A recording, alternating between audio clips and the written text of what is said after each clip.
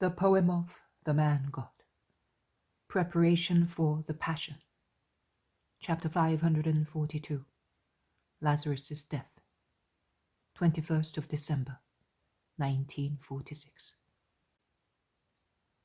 They have opened all the doors and windows in Lazarus' room to make it easier for him to breathe, and around him, who is unconscious in a coma, a deep coma like death, from which it differs only because of his breathing movement. There are his two sisters, Maximinus, Marcella, and Naomi, intent on the least act of the dying man. Every time the pangs of death contract his mouth, and it seems to assume the expression of one about to speak, or his eyes can be partly seen when he half opens his eyelids, the two sisters bend over him to catch a word, a glance, but in vain. They are nothing but movements, lacking coordination, independent of his will and intelligence, which are by now both inert and lost.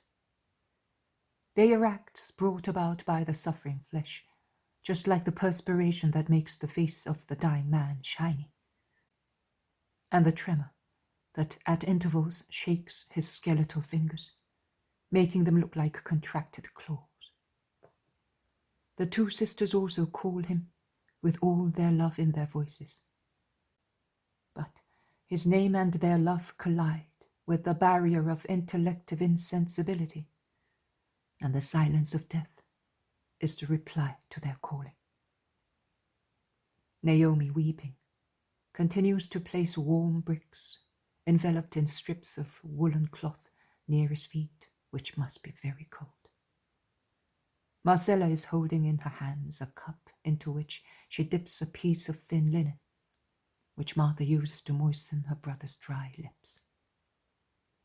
Mary, with another piece of linen, wipes the plentiful perspiration which streams down the skeletal face and wets the hands of the dying man. Maximinus, leaning against a tall, dark cabinet near Lazarus' bed, watches, standing behind Mary, who is bent over her brother. There is no one else.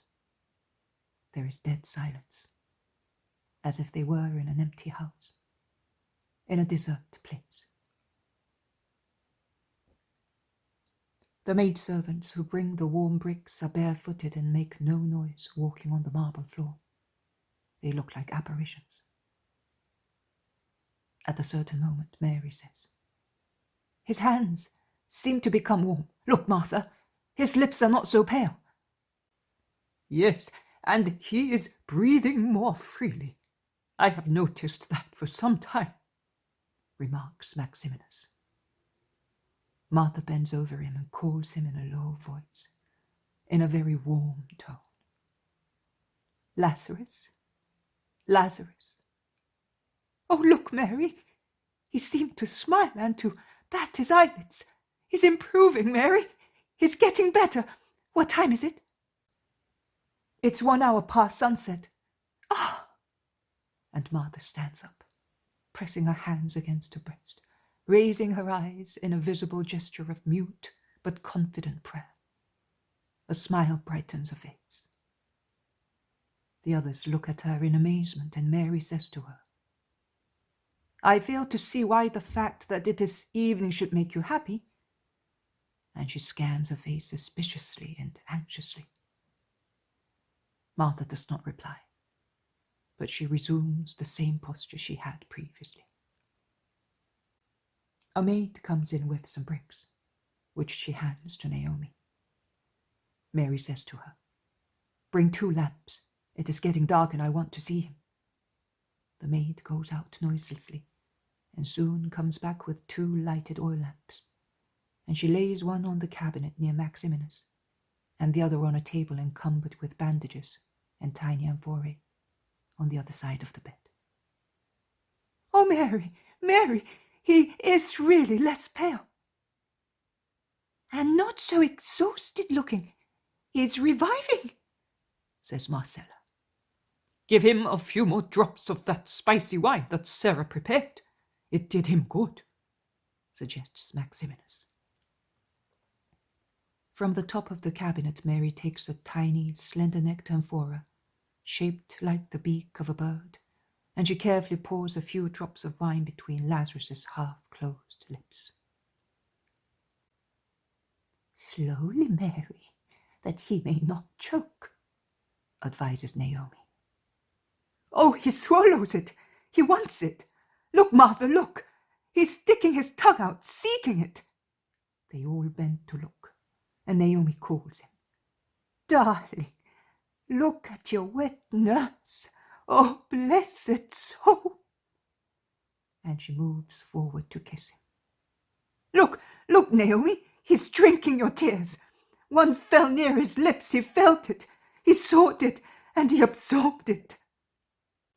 Oh, my darling, if I had the milk of days gone by, I would squeeze it out for you, drop by drop, my little lamb, even if I had to squeeze my heart and then die." I gather that Naomi, Mary's wet nurse, nursed also Lazarus. "Mistresses, Nicomedes has come back," says a servant appearing at the door. "Let him come in. He will help us to make him recover. Look, look, he's opening his eyes and moving his lips," says Maximinus. "He's pressing my fingers with his own," shouts Mary, and she bends, saying, "Lazarus, can you hear me? Who am I?" Lazarus really opens his eyes and looks, an uncertain, veiled look, but still a look. He moves his lips with difficulty and says, "Mother."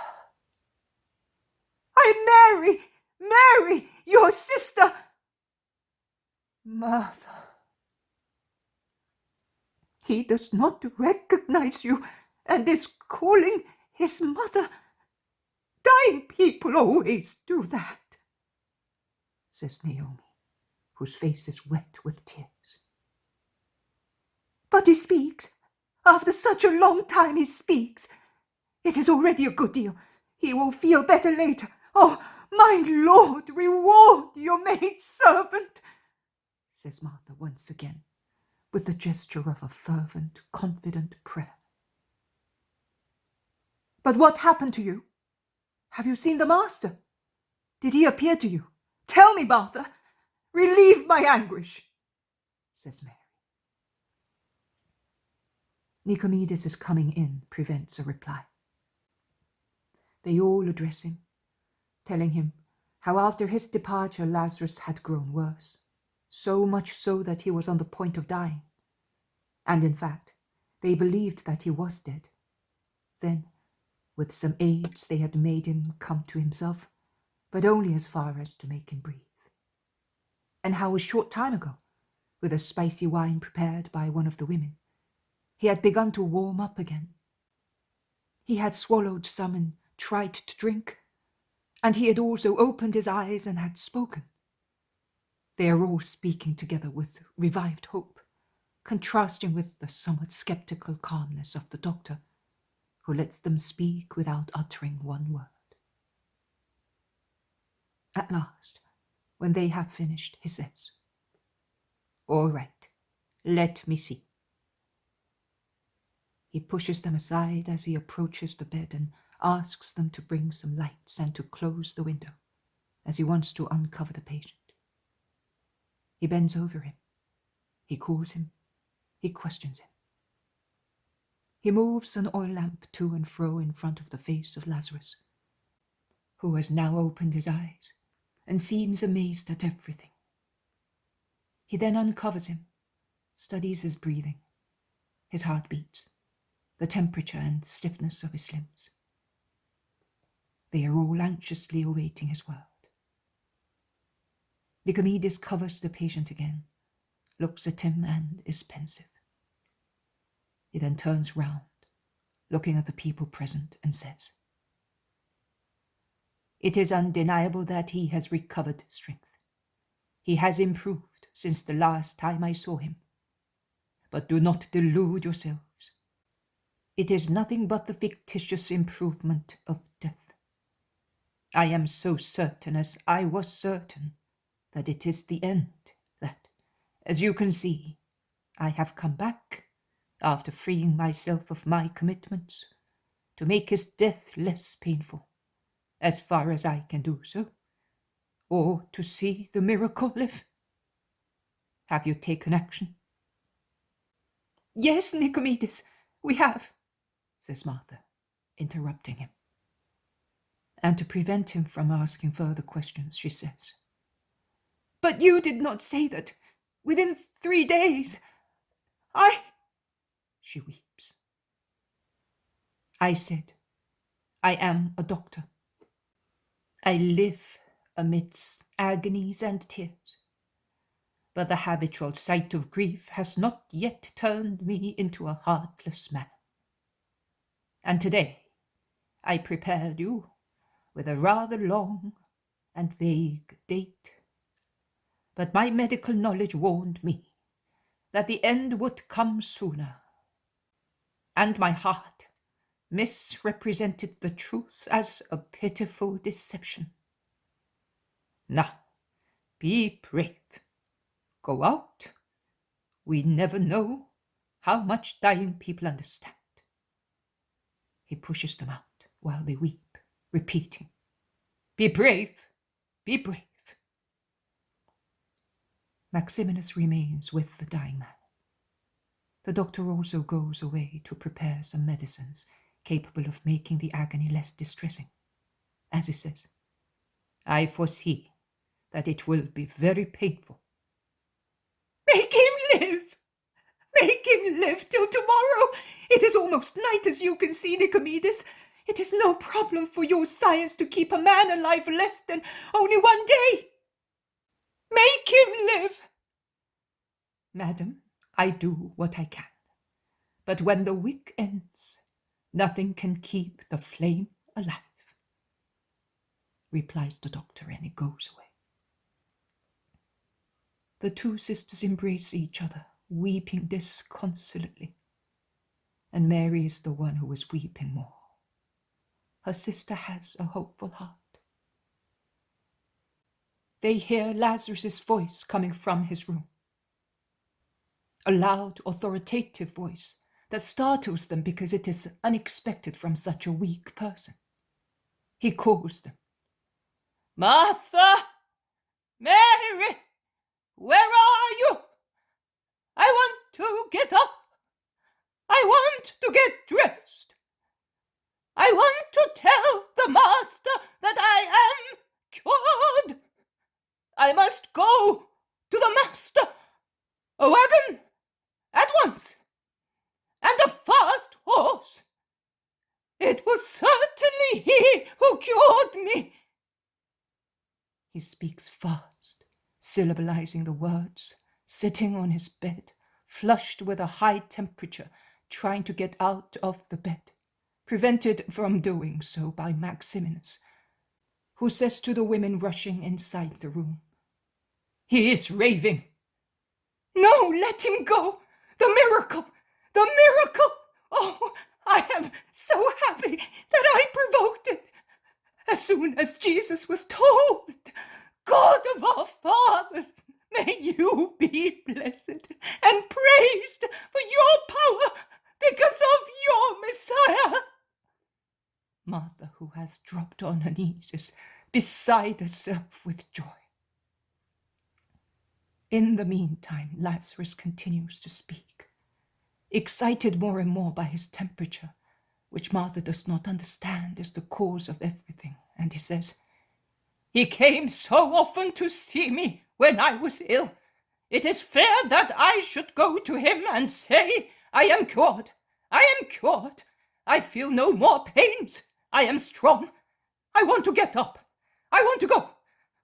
God wanted to test my resignation. I shall be called the new Job.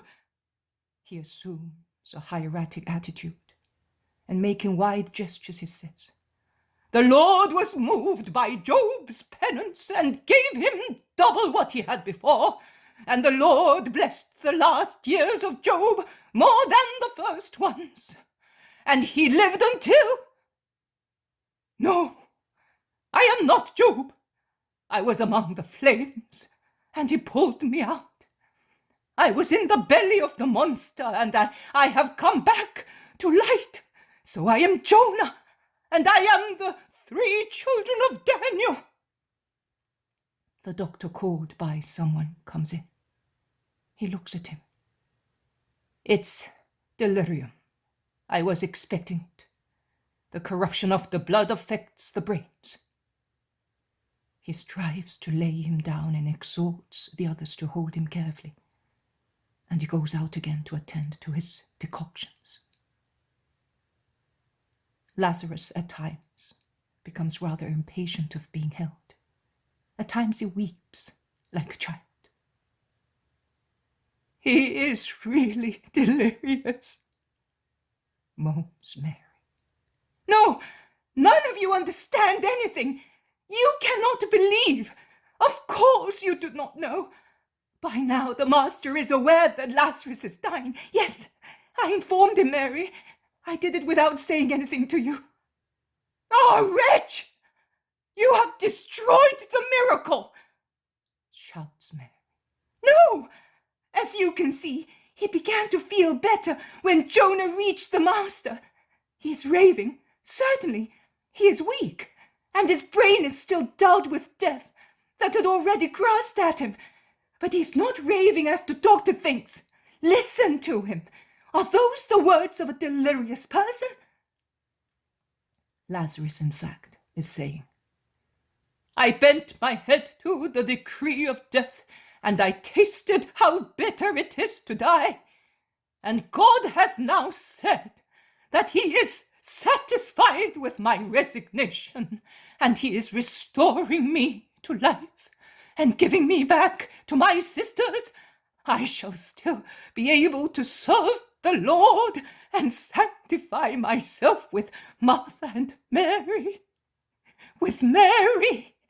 What is Mary? Mary is Jesus' gift to poor Lazarus. He had told me. What a long time since then. Your forgiveness will do more than anything else. It will help me. He promised me. She will be your joy.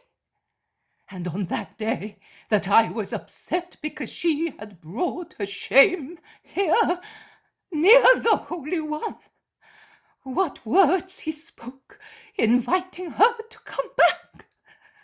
Wisdom and charity had joined together to touch her heart. And the other day, when he found me offering myself for her redemption, I want to live, to rejoice with my redeemed sister. I want to praise the Lord with her. Streams of tears, insults, shame, bitterness, everything has pierced me and killed my life because of her. Here is the fire of the furnace. It's coming back with its memory.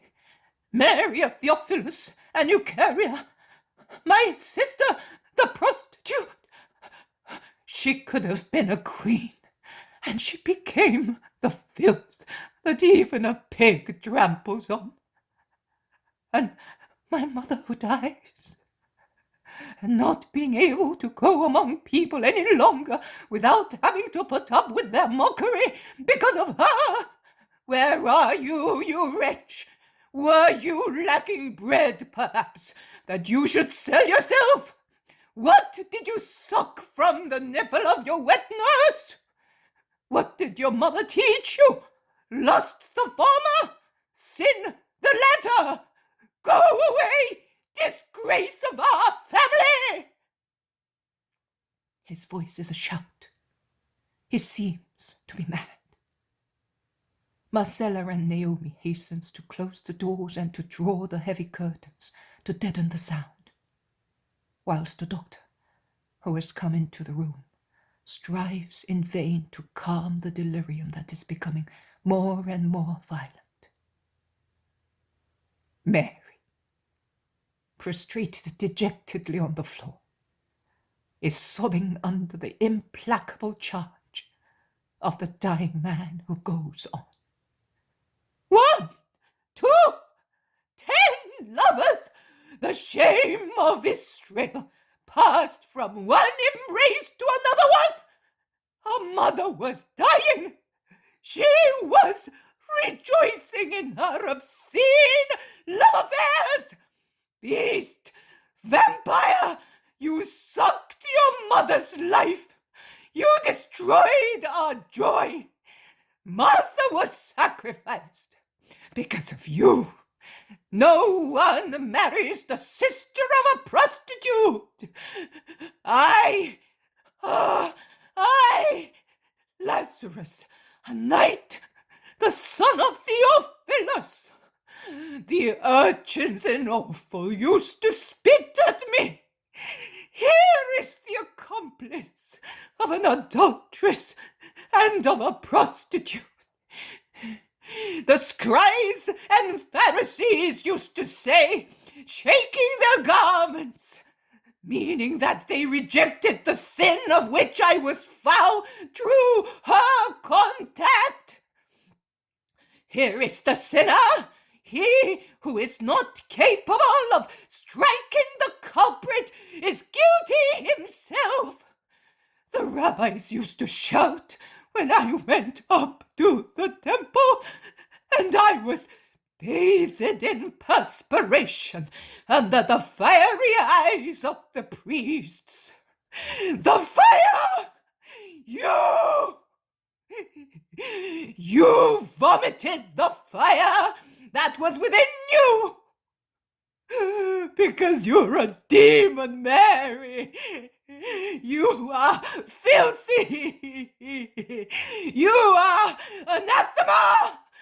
Your fire clung to everybody because your fire comprised many fires. And there were some lustful people who looked like fish caught in a dragnet whenever you passed by. Why did I not kill you? I shall burn in Gehenna for allowing you to live, ruining so many families, scandalizing thousands of people. Who said, alas, for the man who provides scandal? Who said so? The master. I want the master. I want him, that he may forgive me. I want to tell him that I could not kill her because I loved her. Mary was sunshine in our house. I wanted the master. Why is he not here? I want to live, but I want to be forgiven for the scandal that I stirred up by allowing the cause of the scandal to live. I am already enveloped in flames. It is the fire of Mary. It is burning me. It burned everybody. To give lust to her, to bring hatred against us, to burn my flesh, to take these blankets away, take everything away. I am on fire. It is burning my flesh and my spirit. I am lost because of her. Master, forgive me. He's not coming. He cannot come to Lazarus' house. He's a dunghill because of her. So I want to forget everything. I am no longer Lazarus. Give me some wine. Solomon says, give wine to those who are broken-hearted. Let him drink and forget their misery so that they may remember their grief no more. I don't want to remember anymore. Everybody says Lazarus is rich. the richest man in Judea. It is not true. It is all straw. It is not gold. And the houses, they are clouds. His vineyards, oases, gardens, olive groves, nothing. Deceit. I am Job. I have nothing. I had a pearl, beautiful, of infinite value. She was my pride. Her name was Mary. I no longer have her.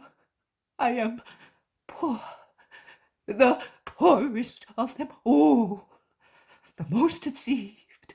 Jesus also deceived me, because he told me that he would give her back to me. Instead, where is she? There she is, the woman of Israel, the daughter of a holy mother, looks like a heathen terror, half naked, drunk, mad, and around her, with her eyes fixed on the naked body of my sister, the pack of her lovers, and she enjoys being admired and craved for thus. I want to make amends for my crime. I want to go through Israel saying, don't go near the house of my sister. Her house is the path to hell, and it descends into the abyss of death.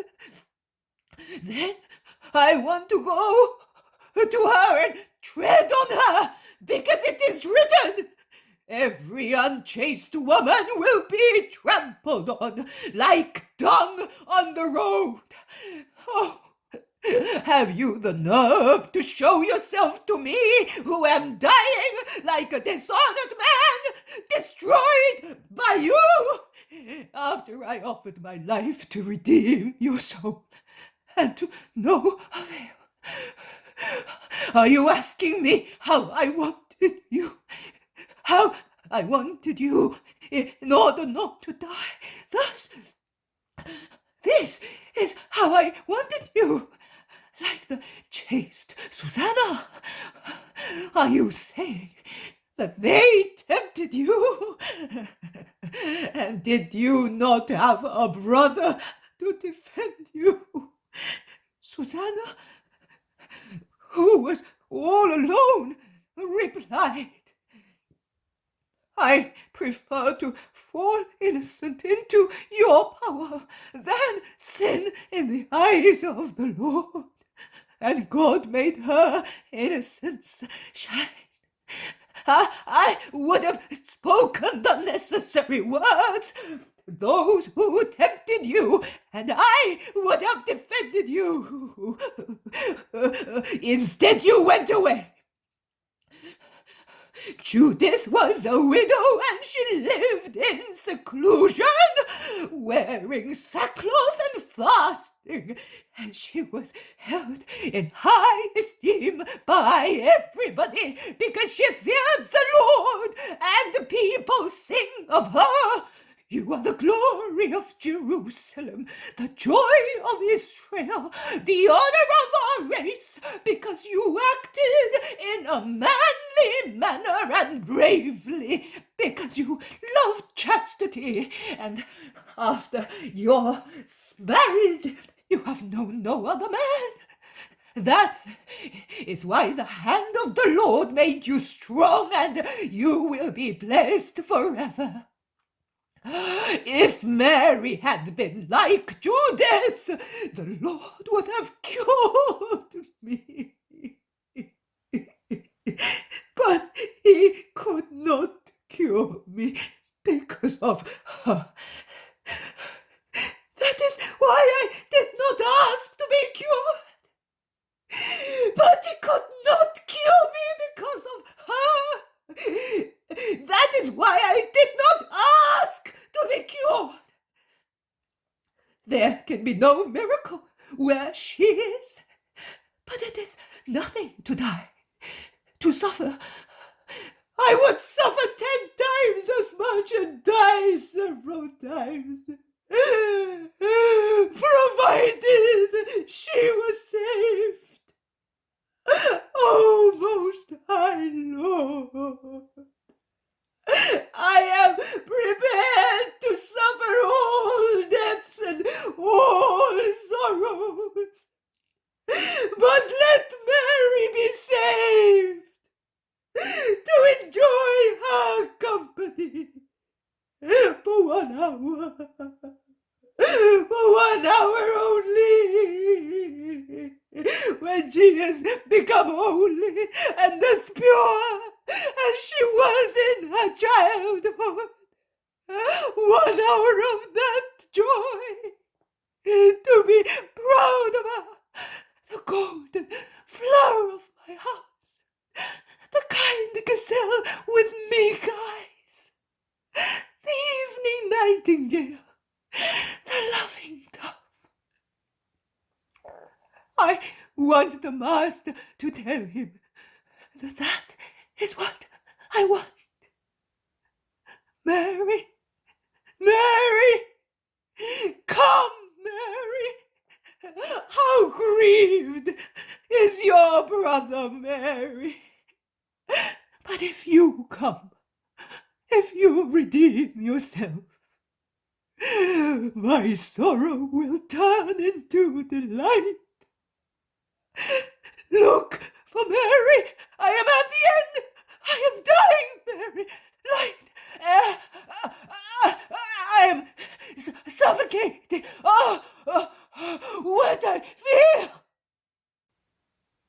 The doctor makes a gesture and says, "It is the end. After delirium, sopor, then death. But he may have a revival of intelligence. Come close to him, you in particular. It will make him happy." And after laying Lazarus down with care, exhausted as he is with so much excitement, he goes towards Mary, who has been weeping all the time, moaning on the floor. He lifts her up and takes her to the bed. Lazarus has closed his eyes, but he must be suffering dreadfully. His whole body trembles spasmodically. The doctor tries to help him with potions. Some time goes by thus. Lazarus opens his eyes. He does not seem to remember what happened before, but he's conscious. He smiles at his sisters and tries to take their hands and to reply to their kisses. He turns deadly pale. He moans,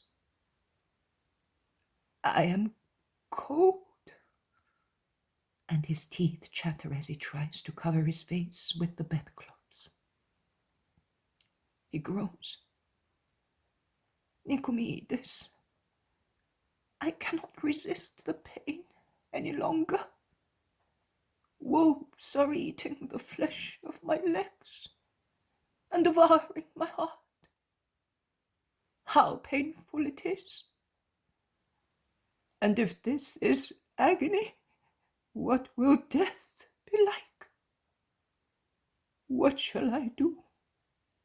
Oh, if I had the master here. Why did you not bring him to me? I would have died a happy death on his lap," he says, weeping. Martha casts a severe glance at Mary. Mary understands the meaning of that glance and is still crushed by her brother's frenzy. She is conscience-stricken.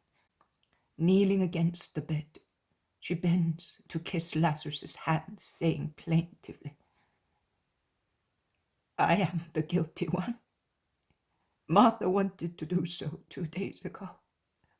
I did not let her, because he told us that we had to inform him only after your death. Forgive me. I have been the cause of all the grief of your lifetime. And yet I loved you, and I love you, brother. After the Master, I love you more than anybody, and God knows that I'm not lying. Tell me that you absolve me of my past, that I may have peace. Madam, says the doctor reproachingly, the patient is in no need of emotions. That is true. Tell me that you forgive me for not calling Jesus. Mary, Jesus came here for you, and he comes because of you, because you know how to love more than all the rest. You have loved me more than the rest. A life of delights would not have given me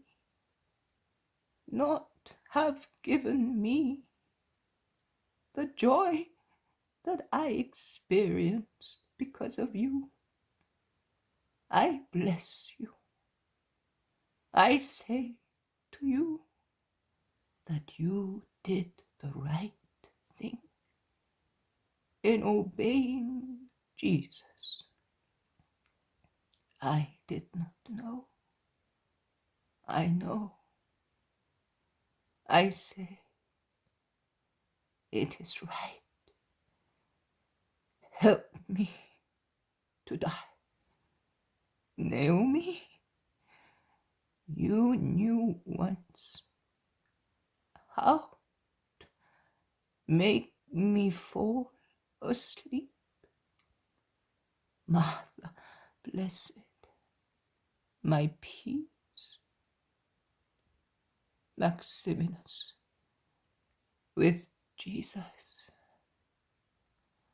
also for me, my share to the poor, to Jesus, for the poor, and forgive everybody.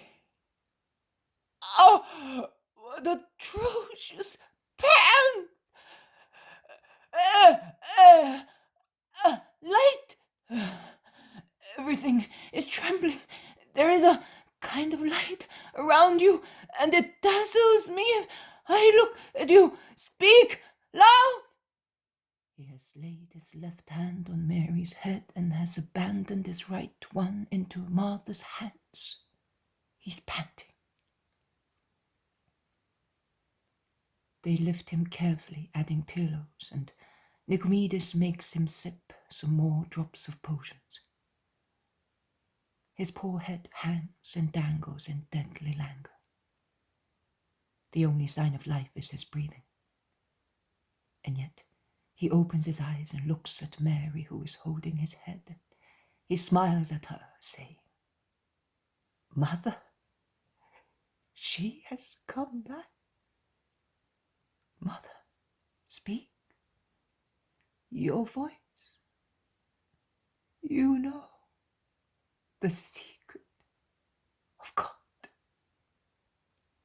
Have I served the Lord?" Mary, in a low voice, which grief has made as thin as a girl's, whispers, "The Lord is saying to you, come with me my good and faithful servant, because you have listened to every word of mine, and you have loved the word whom I sent. I can't hear. Speak louder, Mary repeats in a louder voice. It is really Mother, says Lazarus, contentedly relaxing his head on his sister's shoulder. He does not speak anymore. Only wails and spasmodic tremor. Only perspiration and heavy breathing. Insensible by now to the earth, to affections, he sinks into the more and more absolute darkness of death. His eyelids close on his glassy eyes, in which his last tears shine. Nicomedes is getting heavier. He's becoming cold, says Mary. Madam, death is a relief for him. Keep him alive! Jesus will be certainly here tomorrow. He will have left at once. Perhaps he has taken the servant's horse or another mount, says Martha. And addressing her sister, she says, Oh, if you had let me send him earlier. She then orders the doctor convulsively, Make him live! The doctor stretches out his arms. He tries with some cordials, but Lazarus does not swallow anymore. His death rattle increases. It is heart-rending. Oh, we cannot bear this anymore, says Naomi, moaning. Yes, it's a long agony, says the doctor, assenting. But he has hardly finished speaking when, with a convulsion of his whole body that arches and then collapses, Lazarus breathes his last. His sisters shout, seeing his spasm. They shout, seeing him collapse. Mary calls her brother, kissing him. Martha clings to the doctor as he bends over the dead body and says, He is dead. It is now too late to wait for the miracle. There is nothing to wait for. Too late. I am going, Domine. There is no reason why I should remain. Make haste for the funeral, because the body is already decomposed. He closes the eyelids of the dead man, and looking at him, he says, What a misfortune! He was a virtuous and intelligent man. He shouldn't have died. He turns towards the sisters. He bows and greets them. Ave, Domine. And he goes away. Mournful laments fill the room. Mary has no more self-control, and she throws herself on her brother's body, shouting her remorse and invoking his forgiveness. Martha is weeping in Naomi's arms. Then Mary shouts, You did not have faith or obedience. I killed him first. You have killed him now. I with my sins, you with your disobedience. She seems to have gone mad. Martha lifts her up, embraces her, and apologizes. Maximinus, Naomi, Marcella try to bring both to reason and to resignation, and they succeed by remembering Jesus. Their grief quietens down, and while the room becomes crowded with weeping servants, and those responsible for the preparation of the corpse come in, The two sisters are led into another room to give vent to their grief. Maximinus, who is leading them, says, "He passed away at the end of the second watch of the night." And Naomi says, "He will have to be buried early tomorrow, before sunset, when the Sabbath begins. You said that the Master wants solemn funeral ceremonies." "Yes, I leave that to you, Maximinus. I am not in the right frame of mind," says Martha. "I am going, and I will send servants to all the people concerned, both close at hand and far away, and I will give all the necessary instructions," says Maximinus, and he withdraws. The two sisters are weeping in each other's arms. They no longer reproach each other. They weep and try to console each other. Some hours go by. The dead body is prepared in the room. A long figure enveloped in bandages under the sudarium. "Why is he already covered like that?" exclaims Martha reproachingly. "Mistress, a bad smell came from his nose, and he threw up tainted blood when we moved him," says a servant, apologizing. The sisters weep more loudly. Lazarus is already more remote under those bandages. A further step towards the remoteness of death. They keep vigil by his bedside, weeping until dawn, when the servant comes back from beyond the Jordan. The servant is dismayed, but he informs them of his fast journey to bring them the news that Jesus is coming. "Did he say that he is coming? Did he not reproach us?" asks Martha. "No, mistress. He said, 'I will come. Tell them that I will come and to have faith.' And before that he said, 'Tell them not to worry. It is not a deadly disease, but it is for the glory of God, that his power may be glorified in his Son.'" "Did he say exactly that? Are you sure?" asks Mary. "Mistress, I have been repeating his words all the way back." "Go then. You are tired. You have done everything well. But it is too late now," says Martha with a sigh.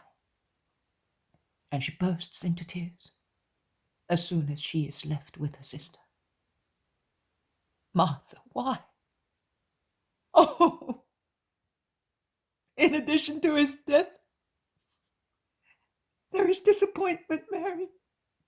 Mary, are you not considering that the Master is wrong this time? Look at Lazarus, he's really dead. We have hoped against hope, but to no avail. When I sent for him, I certainly made a mistake, since he was more dead than alive, and our faith had no result or reward. And the Master has sent word that it is not a deadly disease. So is the Master no longer the truth? He is no longer... Oh, that's the end of everything." Mary is wringing her hands. She does not know what to say. Facts are facts. But she does not speak. She does not say one word against her Jesus. She weeps. She is really exhausted. Martha has a fixed idea in her heart that she delayed too long. "It's your fault," she says reproachingly. "He wanted to test our faith thus. By obeying, I agree, but also by disobeying out of faith, to show him that we believed that he alone could and had to work the miracle. My poor brother, and he longed for him so much. At least that, to see him. Poor Lazarus, poor brother. And the weeping changes into howling, which is echoed in the adjoining rooms by the howls of the maids and servants, according to the Eastern customs.